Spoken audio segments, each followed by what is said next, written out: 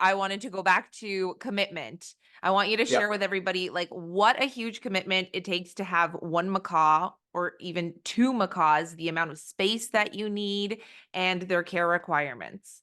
Cool. Amazing. All right. So macaws, they definitely need space. A lot of people aren't going to free fly, so I'm not going to get into that, but they need to be able to flap their wings. Otherwise, they are going to end up losing their wing muscles. And you got a crazy amount of, health problems that are going to follow that. Yeah. So it's not like having a small bird, like a cockatiel or a conure that you can just basically recall back and forth in your kitchen. You need something where they can get a decent amount of flight. And I don't know a whole lot of houses that do that, which is why I think a lot of people are, you can take them to halls and stuff like that. But enclosures alone, like a standard size macaw cage that they just advertise on the internet, are never, ever going to be enough.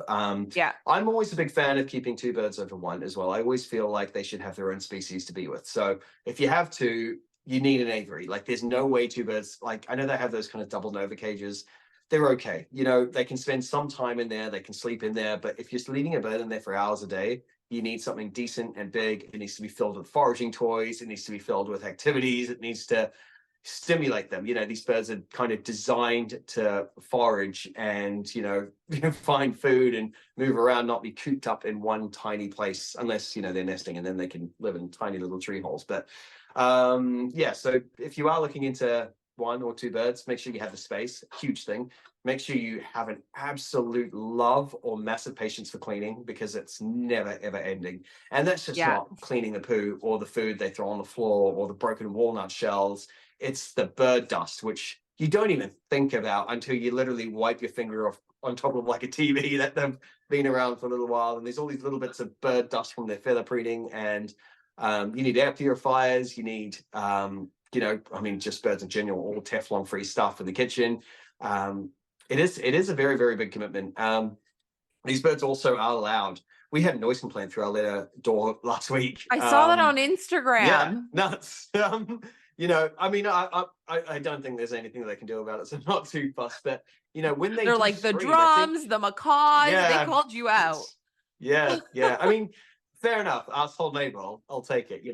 Who brings a drum kit into a house with two macaws? Like, I get it. We're in a private road with 10 houses on it. I get it. But they are loud, and people get these birds and put them in apartments and then have to get rid of them. I mean, there was a guy who doesn't live too far from here, and he had about I think eight parrots, like a bunch of macaws, African greys, in a council house, like a small shared living facility kind of thing. And he had like all the newspapers come because all the neighbors complained. He had to get rid of half his birds. And that's the thing, they are loud and they could scream because they're hungry, thirsty, bored. They might want to cuddle, they might want to shower, they might see a pigeon flying past. They literally might just be happy. And there's sometimes nothing you can do, so you got to prepare for that. Food wise, very specific diets. I mean, we're always on a raw whole food kind of diet. It's something we've done for a while. We've really geeked out over it recently, but these guys are happy and thriving, and we get them tested every year just to make sure they are. And what else? Yeah, you got to be able to put up with the absolute massive bipolar changes throughout the breeding seasons. Like when these guys are the hormones, like when that kicks in, it's not fun at all. Like I've had them, because Mikey will always choose my wife, and if we're out flying and I even get close to him, he will literally fly to bite me, and that's a terrifying thing. I thought he loved you. Coming at you. Yeah, but when it comes to hormone season, he switches completely, and it's just nuts. Like I can't even pick him up. He will chase me, but he will love her, and that's when you get bitten. And macaw bites aren't fun. Like they could give you. I mean, I've had stitches because of them. People online, I've got loads of comments on. There's this one video I put up of just Mia biting me, and it was a bite which I just thought I'd film just for educational purposes. And everyone's like, "Oh, why would you let it do that? These birds can snap a broomstick in half." And I'm like, I mean, could they really? I don't think it's to that extent. Could they bite a finger off? I've heard that they could bite a finger off. Yeah, they probably definitely could. They do have a very, very strong bite, and a lot of people who get these birds, not saying they usually are one-person birds, but they usually will favor one person. So if you're in a family, I wouldn't say they're ideal family pets at all. I mean, I've seen so many people get them with kids and then they end up attacking their kids. And usually people will choose their children over a bird that they just got, kind of thing, and rehome that Yeah. bird. Yeah. It's, yeah, but the noise, the mess, the destruction, they will break stuff like crazy. We've been through 3 flat screens. We had a green wing break an iPhone. We had couches kind of chewed up, beds chewed up. And I'm talking like early days. Like now, I don't really have that, which is great. I think we've just kind of learnt and kind of proofed our house to a way that there's nothing around they can destroy. And if they're, or we keep them busy, you know, their foraging toys are always full. Like that perch that they know, you know, there's a whole bunch of stuff on there they can destroy. So if you keep them busy, then they should behave, but don't take my word for that. Yeah.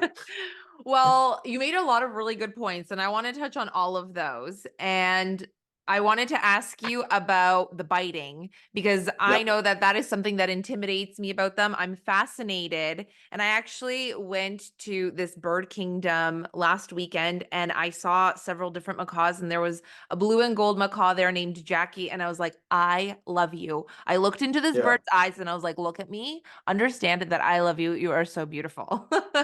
So I Yeah. am fascinated with them, but their beaks really intimidate me. So Yeah. tell me, No, of like, course. what is the force of their bites and what is the worst, most severe bite or injury you've ever gotten from them? So the absolute worst bite I've ever gotten was this one time Mikey actually hit a window and a building when we were flying. Horrible, horrible situation. He was knocked out cold, woke up, and he basically kind of didn't really know who he was or where he was or who I was. And we were trying to get him in the house, and he basically chomped down on this little finger. There's still a line there. You probably won't be able to see it, but it sliced straight in, super deep, pissing out blood absolutely everywhere. I felt super, super lightheaded.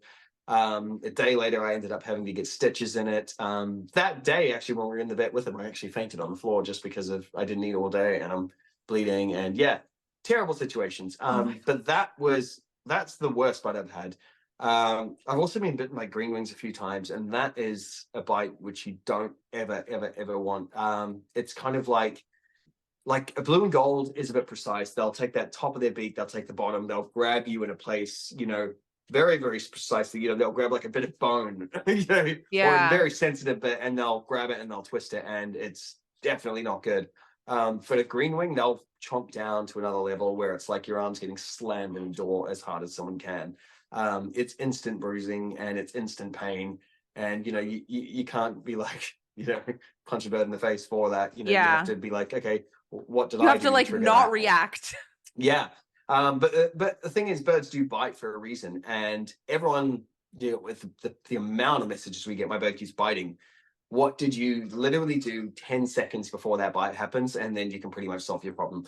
Yeah. And I mean, easier said than done. I get it. Like, you know, right now, if I went up and tried to grab Mia, I mean, maybe not Mia. No, she'll probably come. But if I did something to annoy them, that they will bite. But you have to.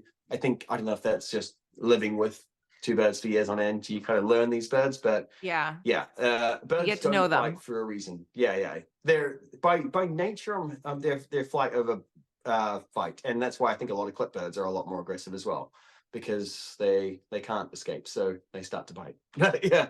Yeah. I had no Let me see if idea that different let me see macaws if had Mikey like, wants. sorry? Let me just see if Mikey wants to join. Okay. He's done with his preening session now, so we'll see.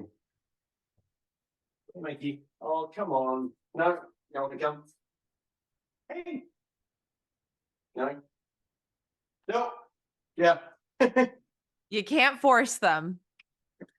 I could see it earlier, and I was like, you know what, they're not going to want to jump in shots now. So you like that, you know, Yeah, you they're can't very, force very chill them. together. Yeah, you Yeah. can't. If And they like want that's the to, thing. great. If not, they've And decided. if I really needed to move them, I just grab them from behind. And the moment you have their feet, they can't do anything. So yeah. Yeah.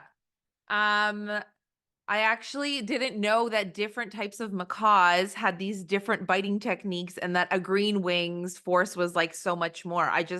Yeah. That's something new for me because I just thought like every macaw could take off your finger and you don't want to get bitten by a macaw. I honestly don't even want to imagine what a hyacinth macaw would be like. Oh, Like yeah. Like the size of their heads alone, I think no, the size of their beaks are about the size of these guys' whole heads. So Yeah, yeah, I that's saw one actually last weekend in person, and I was like, "Oh my gosh!" yeah.